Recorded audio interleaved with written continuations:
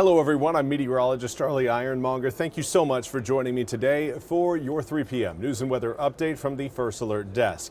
Now before we get into the news, do want to again highlight the weather forecast, particularly the situation going on live right now along our coastline. Again, houses are potentially on the verge of falling into the water. We've got two houses up. Our very own Stephen Glover is on the Outer Banks right now capturing these images. And again, it's one that we are anticipating potentially both of these houses coming down possibly within the next 2 days. Maybe even, again, over the next 12 hours. This one we'll continue to keep an eye on, but so far over the past 24 hours, I believe it is 6 houses that have gone down. Now for, again, some of the news we've been following here in the newsroom. We've got the new state transportation secretary getting sworn in. Daniel Johnson was sworn in today. Governor Josh Stein appointed Secretary Johnson in September.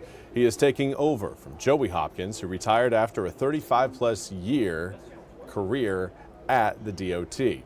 Now, before becoming secretary, Johnson was deputy secretary and general counsel. Congratulations to Daniel Johnson. And in other news, I also want to highlight that Madison Cawthorn, a former congressional representative for the state of North Carolina, is now seeking another congressional seat, this one in Florida. Cawthorn was defeated in a primary for his North Carolina seat back in 2022 amid a swirl of politically damaging headlines.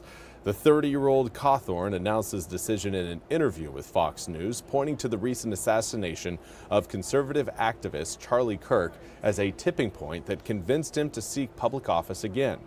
Cawthorn's lone term in Congress was plagued by controversy.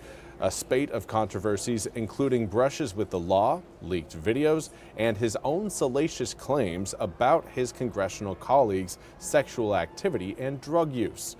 While Cawthorn has not released any public announcement or campaign launch video as of Thursday morning, he is planning a run at Florida's 19th Congressional District, a Republican district in southwestern Florida that President Donald Trump carried by almost 30 points back in 2024.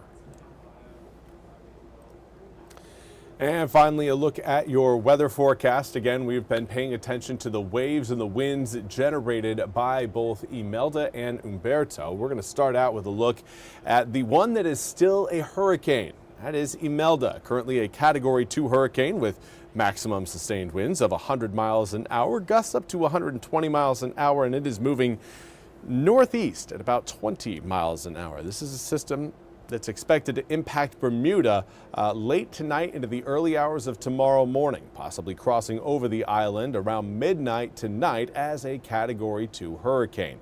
There you can see the path of that system going right over Bermuda, but then continuing out into the central northern Atlantic. Doesn't really look like this is going to be a system that's going to be impacting us as we head into the upcoming weekend, just based on its trajectory and the speed of movement. So that is encouraging for anybody who's looking to maybe see some calmer winds coming up for Saturday and Sunday. Today and yesterday, the winds have been quite strong. Right now, we've got our eyes on Umberto. It's moving east at 23 miles an hour as a remnant low. Still impressive winds around that low, but again, not really being tracked by the Hurricane Center much longer. Rain showers, we had them earlier this morning, but ever since we got to around lunchtime, a lot of those drops have dried up. Air temperatures currently sit in the mid to low 70s across most of eastern North Carolina. There are a few of us that are looking a little bit warmer right now. Kenansville, 77 degrees, 78 in Jacksonville. The rest of us are at 76 degrees or cooler. Well, it's a cooler than average day, but that happens when you've got a wind like this. Northeasterly winds coming in will generally cool us off, and that's exactly what these have done. Wind speeds right now range between around 10 to 20 miles an hour across most of eastern North Carolina. Obviously, there are areas that are seeing some stronger winds.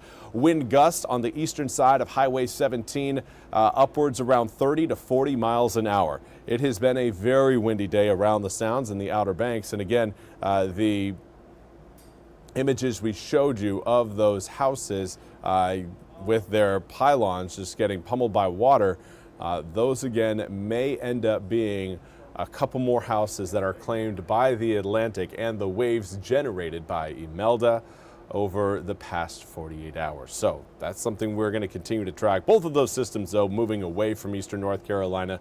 Wave height should really start to subside more so Friday and into Saturday and Sunday. Still anticipating a high threat of rip currents along our beach coming up again for tomorrow. But that coastal flooding threat and your wave heights will again start to get a little bit more under control as we head towards the weekend. An area of high pressure further back towards the west will really help that sunshine spread over the east for Thursday, Friday, and Saturday. By Sunday, we're going to be tracking a slim chance of maybe a few isolated showers, not a lot there. We'll see more substantial rain across eastern North Carolina, possibly coming in by the time we get to next Wednesday.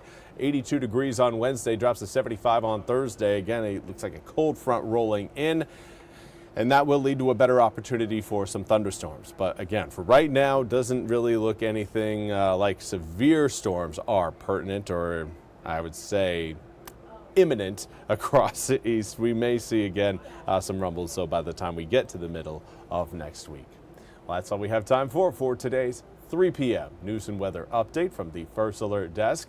I want to thank you all so much for joining me. We'll be back with more news and weather coming up at the top of the hour. Until then, I hope you all have a wonderful rest of your Wednesday.